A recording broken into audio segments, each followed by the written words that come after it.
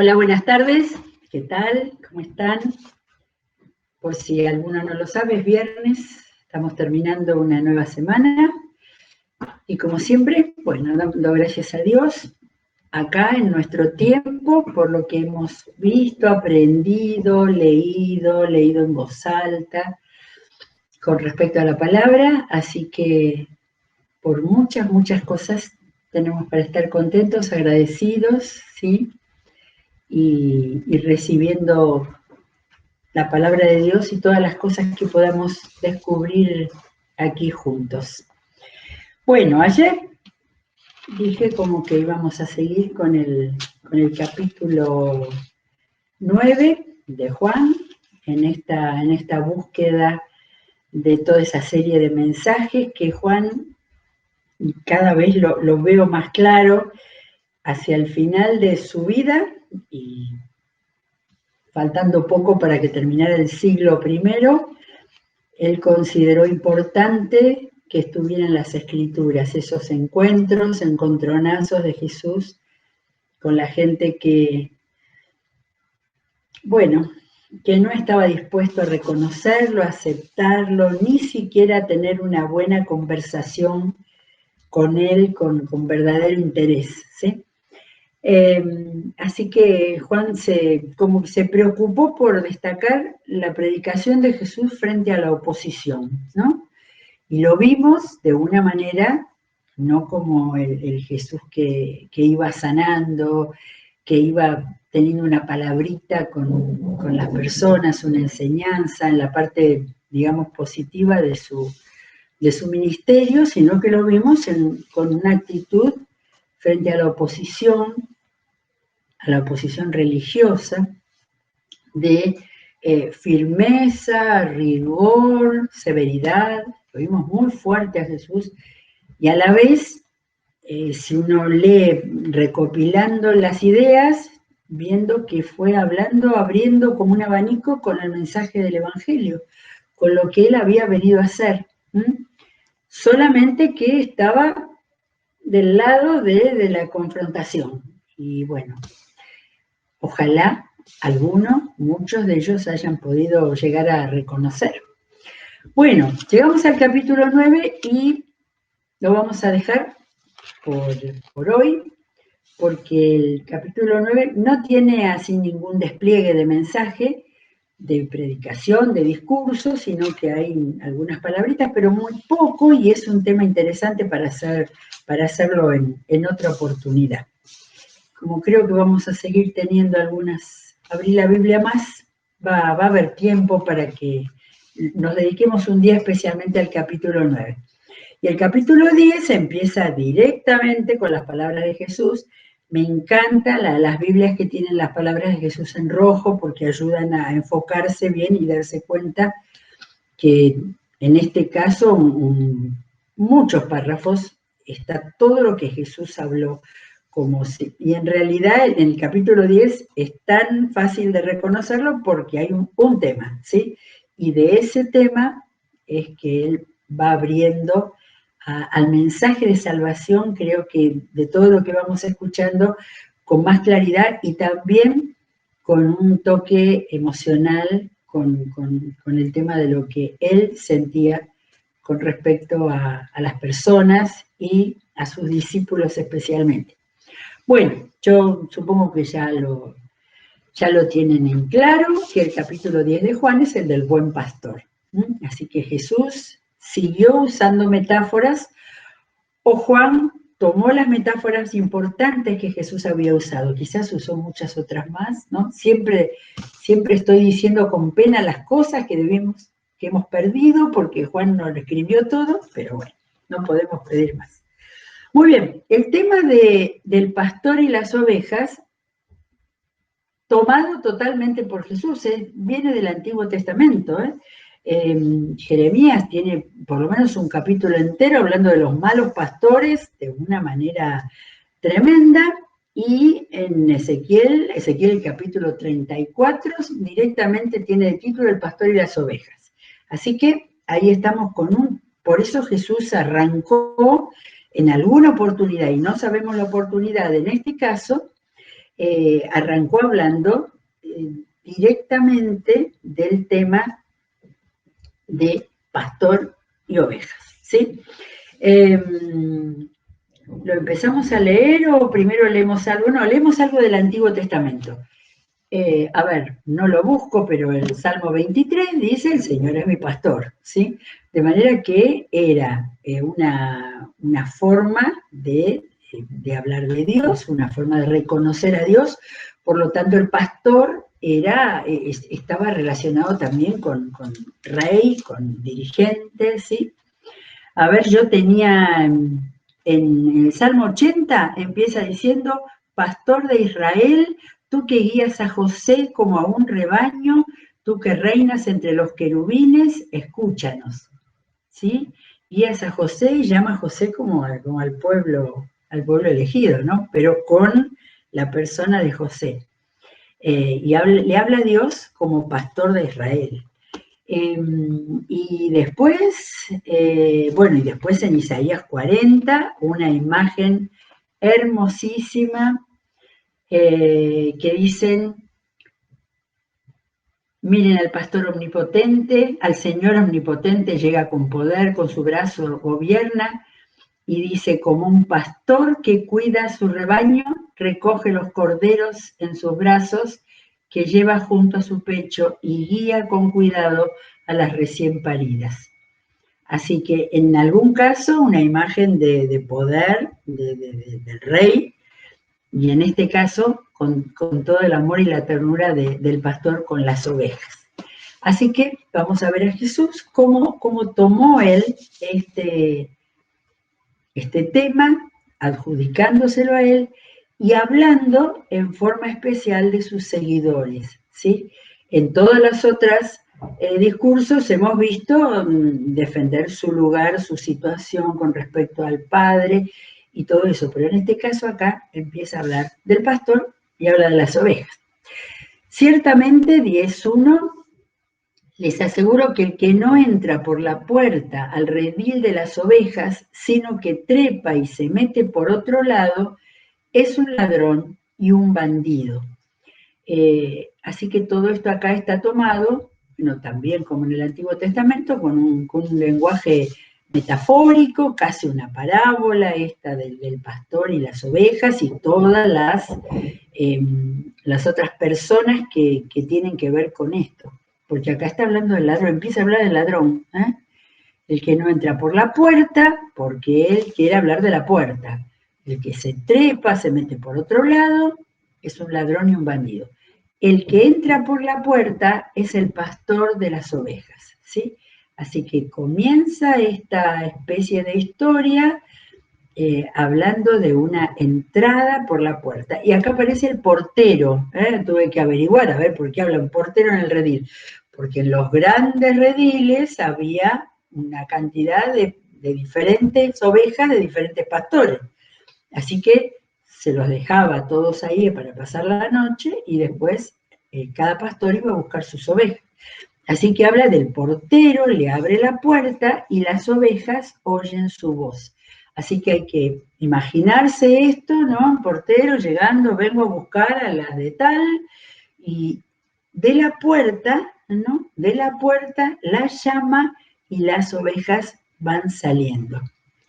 Me estoy acordando que el año pasado que estuve en un campo en la ciudad de La Paz, en Entre Ríos, una persona en un campo, la que se ocupaba de las crías, me contaba cómo sacaba la leche a las vacas y después la calentaba y venían todos ahí los terneritos, todos tomamos terneritos, cabritas, corderitos, todos chiquititos, venían ahí a donde estaba el desayuno.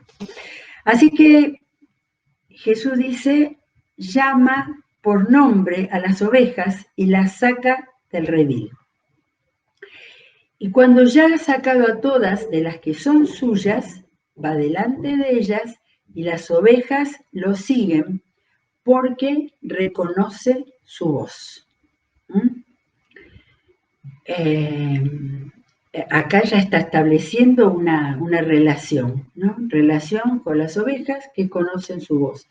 ¿Estaría diciéndole algo a los detractores con los que había estado hablando todos los últimos días o los últimos tiempos, los maestros de la ley, los fariseos, diciéndoles que ellos no reconocían su voz?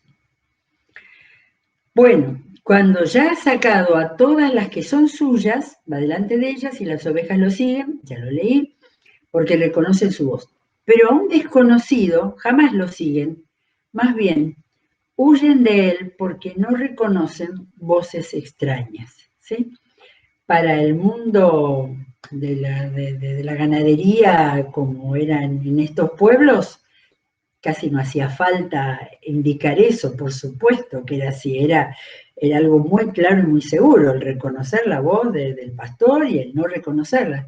Sin embargo, interesante cómo Jesús va marcando algunas cosas, porque él no está contando una historia del campo, está hablando de la realidad espiritual y está esperando que esa gente pueda, de alguna manera, hacer un reconocimiento, entender algo. Pero acá está Juan explicando. Jesús les puso este ejemplo, pero ellos no captaron el sentido de sus palabras. Por eso volvió a decirles, ciertamente les aseguro que yo soy la puerta de las ovejas.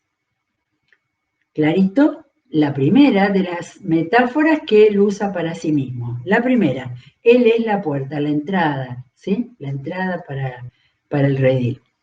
Todos los que vinieron antes de mí eran unos ladrones y unos bandidos, pero las ovejas no les hicieron caso.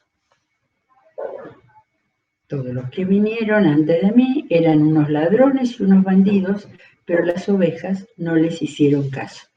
En el Antiguo Testamento, creo que era especialmente Jeremías, habla duramente de los falsos pastores, de los malos pastores, de los que engañaban. Bien, fuerte, porque dijo ladrones y bandidos, casi no hacía falta hacerlo, pero las dos. Yo soy la puerta, repite Jesús. El que entre por esta puerta, que soy yo, será salvo. ¿No está cada vez más claro lo que va diciendo? ¿Se va abriendo? Ahora dice, soy yo, será salvo. Y me parece que está empezando a usar esta palabra de salvo, la idea de la salvación. Se moverá con entera libertad y hallará pastos, ¿sí? O sea, que está hablando de que con él las ovejas estarán bien, hallarán pastos. El ladrón, vuelve a retomar la imagen del ladrón, no viene más que a robar, matar y destruir. Estaría hablando del diablo. Yo he venido para que tengan vida y la tengan en abundancia. ¿Sí? El tan conocido versículo que no se puede sacar no hay que sacarlo de este contexto, de esto que está contando, una imagen tan clara, tan sencilla, tan conocida para la gente de ese ambiente agrícola ganadero, pero cada cosa que él va diciendo está marcando algo de lo que él ha venido a hacer. Yo soy el buen pastor, versículo 11. Acá agrega una nueva metáfora. No solo es la puerta, es el pastor. El buen pastor da su vida por las ovejas. Había dicho, será salvo antes, y acá dice, da la vida por las ovejas. Después vamos a mirar los verbos, porque acá el centro de los verbos que va usando. El asalariado no es el pastor, a él no le pertenecen las ovejas. Cuando ve que el lobo se acerca, abandona las ovejas y huye. Entonces el lobo ataca al rebaño y lo dispersa. Y ese hombre huye porque siendo asalariado no le importan las ovejas. ¿Por qué cuenta esto? ¿No? Es decir, pareciera que es el marco porque él ha dicho que él era el buen pastor. A él no le iba a pasar eso. Y sigue. De nuevo, en el 14, yo soy el buen pastor, conozco a mis ovejas y ellas me conocen a mí. Así que acá estaba hablando de una relación, ¿sí? Es un relax después de los otros mensajes tan duros que había dado en este momento que está hablando lo que es él con sus seguidores, con sus discípulos. Acá no habla de discípulos ni nada, está en el marco de este relato, pero está marcando, primero será salvo, después que él da su vida, después que conoce a las ovejas y ellas me conocen. Así que una relación. Y acá sigue con su argumento anterior. Así como el Padre me conoce a mí y yo lo conozco a él y doy la vida por las ovejas. Acá está completando el círculo de la salvación, ¿eh? Y acá habla de que el Padre lo conoce, porque antes hablaba que el Padre le indicaba lo que tenía que hacer, o el Padre daba testimonio de él, pero acá habla de conocimiento, de relación. Y después agrega otra cosa, ¿eh? En el 16, tremendo, estaba avanzando y estaba abriendo su mensaje. Tengo otras ovejas que no son de este redil, y también a ellas debo traerlas, ¿eh? Debo traerlas. Así ellas escucharán mi voz, y habrá un solo rebaño y un solo pastor. ¿Sí? Me parece estar escuchando a Pablo cuando hablaba de que los dos pueblos, Dios hizo uno, y hablando de la reconciliación, y acá Jesús lo está anticipando. Y ya en su recorrida pasó por lugares de los gentiles y sanó y hizo lo mismo que había hecho con el pueblo judío. Por eso me ama el Padre. Así, entonces, así ellas escucharán mi voz y habrá un solo rebaño y un solo pastor. Por eso me ama el Padre, porque entrego mi vida para volver a recibirla. Entrego mi vida para volver a recibirla. Ya había dicho que el pastor da la vida por las ovejas. Y acá está diciendo, entrega mi vida, entrego mi vida. Ahora, al decir para volver a recibirla, ni soñaban con que estuviera hablando de la resurrección. Y sin embargo estaba hablando. Nadie me la arrebata. Porque, está hablando del rebaño, ¿eh? Nadie me la arrebata, sino que yo lo entrego por mi propia voluntad. No, está hablando de su vida. Nadie me la arrebata, la vida, porque después va a hablar de que no le arrebatan las ovejas. Nadie me arrebata la vida, sino que yo la entrego por mi propia voluntad. Tengo autoridad para entregarla y tengo también autoridad para volver a recibirla. Este es el mandamiento que recibí de mi Padre. Esto me hace acordar al final de su vida, ¿no? Cuando le pedía a Dios que le saque esa copa, pero ahora está firmando, y faltan días todavía, está afirmando que es el mandamiento que recibió de su Padre, entregar la vida, pero después volver a recibirla. En el 19 aparece nuevamente Juan explicando. De nuevo, las palabras de Jesús fueron motivo de disensión entre los judíos. Muchos de ellos decían, está endemoniado y loco de remate, ¿para qué hacerle caso? Pero otros opinaban, estas palabras no son de un endemoniado. ¿Puede acaso un demonio abrirles los ojos a los ciegos? De manera que estaban allí dividido el público. Bien, en el 22 empieza otro tema, porque dice, por esos días se celebraba en Jerusalén la fiesta de la dedicación. Era invierno y Jesús andaba en el templo por el pórtico de Salomón. La fiesta de la dedicación es una fiesta que parece que fue establecida en el 165 y ahí tenía que ver con el tema de los macabeos, cuando en dedicación del templo, tantas veces que hubo reconstruir el templo, esto es 165 en los 400 años que no tenemos palabra bíblica escrita. Bien, Jesús entonces andaba en el templo por el pórtico de Salomón. Entonces lo rodearon los judíos y le preguntaron, ¿hasta cuándo vas a tenernos en suspenso? Si tú eres el Cristo, dínoslo con franqueza. Volvía otra vez esos planteamientos. Jesús contesta, ya se los he dicho a ustedes y no lo creen. Las obras que hago en nombre de mi Padre son las que me acreditan, pero ustedes no creen porque no son de mi rebaño. Y vuelve Jesús a retomar la misma idea. No son de mi rebaño. Mis ovejas oyen mi voz. Yo las conozco y ellas me siguen. ¿Sí? Escuchen. Oír, conocerlo y seguirlo. ¿Sí? Los 3 pasos del discipulado. No solamente, ni siquiera ir a una iglesia, ni ofrendar. Todos ellos iban a la sinagoga, ofrendaban, conocían la palabra, todo eso. Pero acá Jesús marca las bases del discipulado. Mis ovejas oyen mi voz, yo las conozco y ellas me siguen.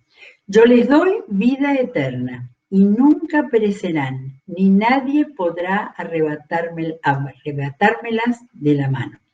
De nuevo acá un montón de cosas, ¿eh?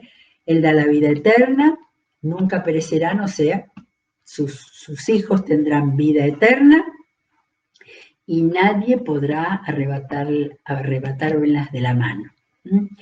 Mi padre que me las ha dado es más grande que todos, y de la mano del Padre nadie las puede arrebatar. Este es el versículo para decir que la salvación no se puede perder, ¿no? Con tanta discusión que hay con el tema, pero cuando Jesús lo planteó de una manera definitiva, porque habló que ni de la mano de Él, de la mano del Padre, ¿sí? De todas maneras, aunque se pueda perderse la oveja por ahí, siempre va a volver. Y acá 30, 10:30, el Padre y yo somos uno. Una vez más, los judíos tomaron piedras para arrojárselas, pero Jesús le dijo, yo les he mostrado muchas obras irreprochables que proceden del Padre. ¿Por cuál de ellas me quieren apedrear? Los estaba enfrentando. No te apedreamos por ninguna de ellas, sino por blasfemia, porque tú, siendo hombre, te haces pasar por Dios. ¿Y acaso, respondió Jesús, no está escrito en su ley, yo he dicho que ustedes son dioses? Es un Salmo 80 y pico, creo. Si Dios llamó dioses a aquellos para quienes vino la palabra y la escritura no puede ser quebrantada, ¿por qué acusan de blasfemia a quien el Padre apartó para sí y envió al mundo? ¿Tan solo porque dijo, yo soy el Hijo de Dios? Si no hago las obras de mi Padre, no me crean. Pero si las hago, aunque no me crean a mí, crean a mis obras para que sepan y entiendan que el Padre está en mí y que yo estoy en el Padre. ¿Cuántas veces volvió Jesús? Volvió Jesús a dar una vuelta para volver a plantear el tema de las obras, como vimos ahí en el otro, ¿qué era? En el 21, cuando había quienes decían, ¿puede acaso un demonio abrirles los ojos a los ciegos? O sea, Jesús estaba siempre mostrando sus obras. Habían visto obras en cantidades, ¿sí? Pero el que no quiere creer, no quiere creer. Entonces vuelvo a leer el 38, pero si las hago, aunque no me crean a mí, crean a mis obras, para que sepan y entiendan que el Padre está en mí y que yo estoy en el Padre. Nuevamente intentaron arrestarlo, pero él se escapó de las manos. Volvió Jesús al otro lado del Jordán, al lugar donde Juan había estado bautizando antes, y allí se quedó. Jesús tuvo que salir de Jerusalén, tuvo que salir de Judea, de la zona que ya se había transformado en peligrosa. Estamos en el capítulo 10, y Juan tiene 21, ¿era? Vamos a mirar. 21, ¿sí? 21 capítulos, faltaba mucho. Sin embargo, ya estaba tan fuerte la situación, tan fuerte la oposición, que él se tuvo que ir del otro lado del Jordán. Mucha gente acudía a él y decía, aunque Juan el Bautista, aunque Juan nunca hizo ninguna señal milagrosa, todo lo que dijo acerca de este hombre era verdad.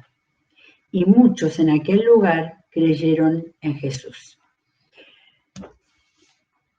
creo que Juan cerró estos capítulos para que no quedara una imagen de desolación, ¿sí? De cuánta oposición había tenido Jesús. Sin embargo, estos capítulos así, de mostrar algún hecho de milagro, salvo el 10, el 10 es todo este capítulo de predicación. Y es la predicación más sentida, donde él deja de hablar de su persona para hablar de su persona con relación a sus discípulos. Y hace que ese capítulo 10 fuera absolutamente precioso y uno de los más conocidos.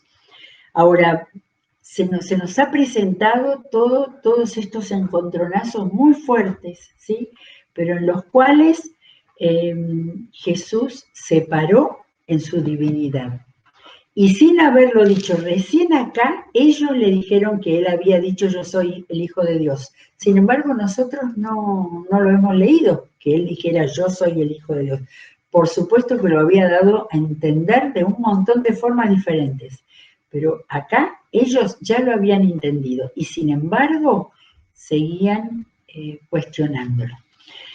En realidad no dice mucho cómo tomaron este capítulo de El pastor y las ovejas, ¿sí? Volvieron a atacarlo con las mismas cosas con las cuales lo venían enfrentando anteriormente. El capítulo del pastor y las ovejas es para nosotros, ¿sí?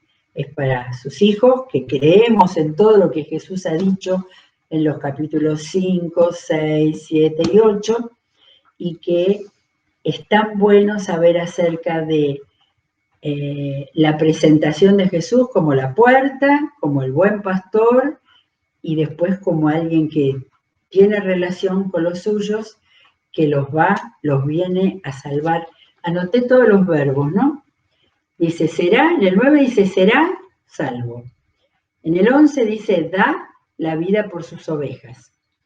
En el 14 conozco a mis ovejas, ellas me conocen. En el 16 debo traer a otros. Ellos escucharán, ellos serán un solo rebaño. En el 17 dice, me ama el Padre. Dice, entrego mi vida. Dice, para volver a recibirla. Y en el 18, nadie la arrebata, yo la entrego. Y después en la segunda parte, después en la fiesta de la dedicación, da la vida eterna, nunca perecerán, nadie los arrebatará. Así que acá tenemos promesas para todos los gustos y una presentación de Jesús tremenda. Ya después viene el capítulo 11, donde hay gente que lo viene a ver. No, en el 11 está Lázaro, así que ocupa todo Lázaro, ¿eh? El capítulo 11, la resurrección de Lázaro, después el 12 y ya el 13 tenemos cuando Jesús lava los pies a sus discípulos, de manera que se viene acelerando en el relato de Juan la semana final de Jesús. Bien, espero que esto haya sido de bendición. Hemos estado buceando en las palabras de Jesús, despacito, leyendo. Así que cada uno tiene que hacer su trabajo personal de escribir o de subrayar para que cuando presentemos el Evangelio tengamos todo lo que Jesús enseñó para hacer que los que no lo conocen ni hayan oído de Jesús puedan llegar a escucharlo para después poder seguirlo. Muy bien, buen fin de semana, que tengamos unas excelentes y súper bendecidas reuniones y seguiremos el lunes que viene si Dios quiere.